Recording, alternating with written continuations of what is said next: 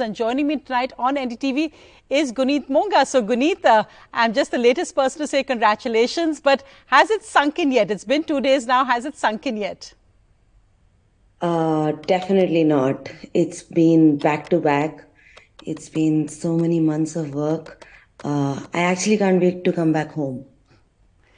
What, in all the accolades, the congratulations that have poured in since this happened, what has actually moved you the most? When you were there holding up that Oscar along with Kartiki Gonsalves, what thoughts went through your mind and what is the one reaction that has moved you the most? Oh, when I was up there, my speech got cut off on stage, and my thought was, oh, I have to come back here to give my speech. That was my first thought.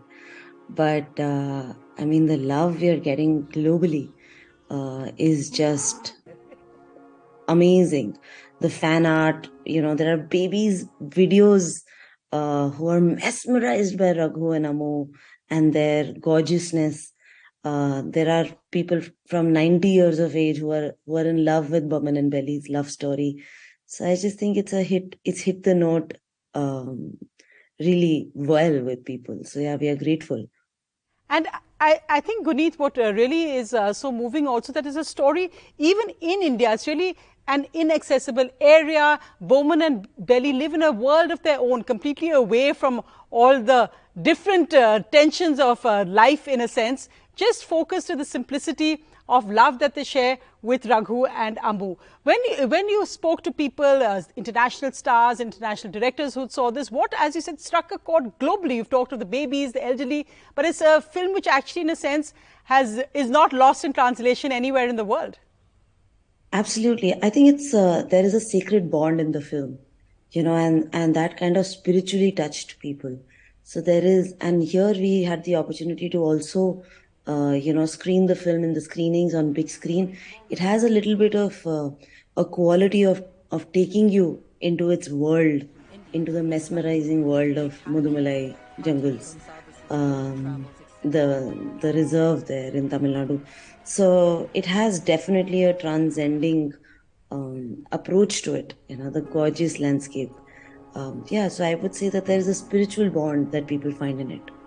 When this documentary first came to you, when the idea first came to you, in a sense, what was your reaction? Did you think that this is something that would really strike a chord, or did you think that, okay, I need a little bit of crazy to be producing this?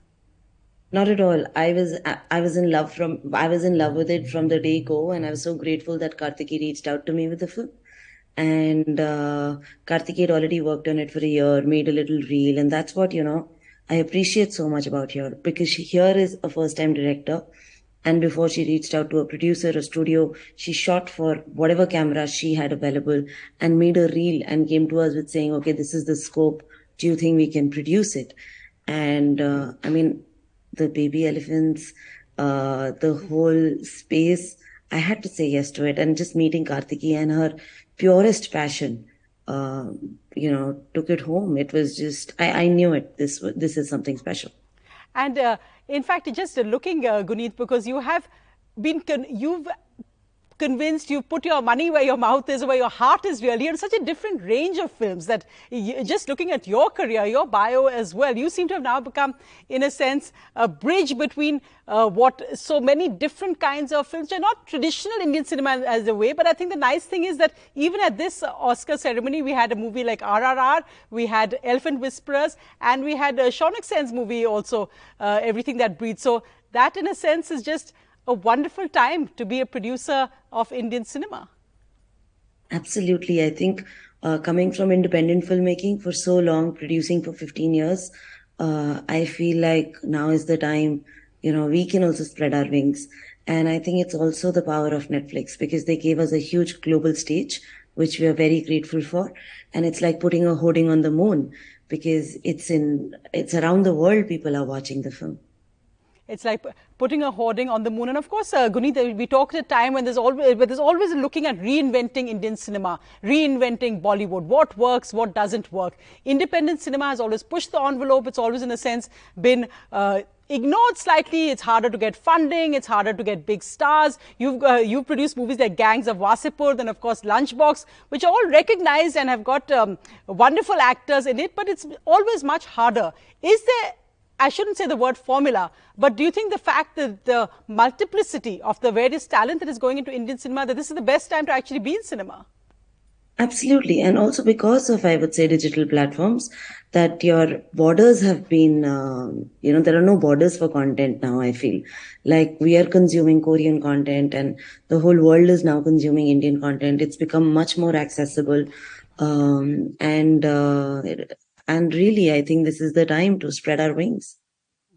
And it was fantastic. Were you dancing as well when you heard Natu Natu playing at the at the Oscars? It was. Absolutely.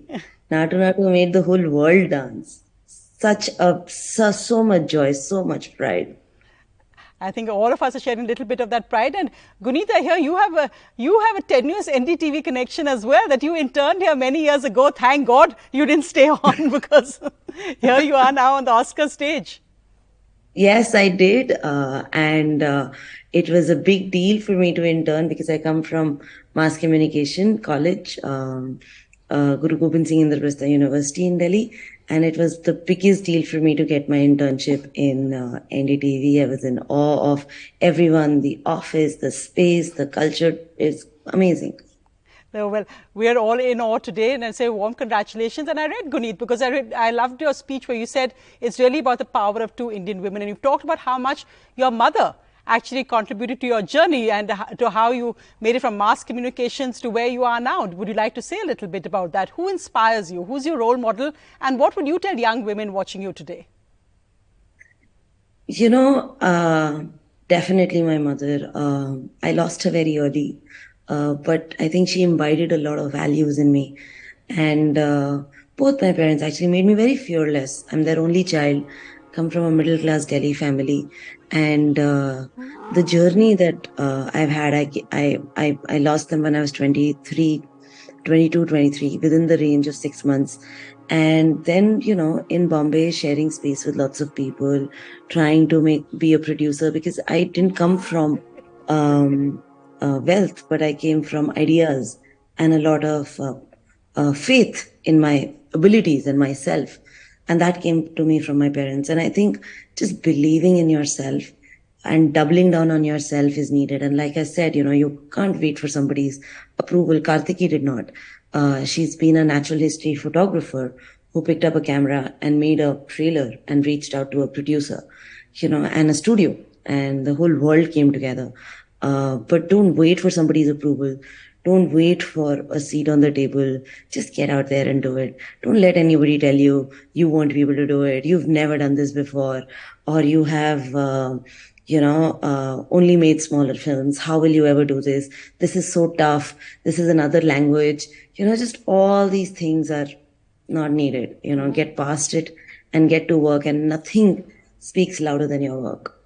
I know, and I think that's really a lovely line to end this interview on, that I may not come from wealth, I come from ideas, and no one can take the wealth of that away from you. Guneet Monga, congratulations once again. We're all very proud at watching that wonderful documentary. Thank you so much.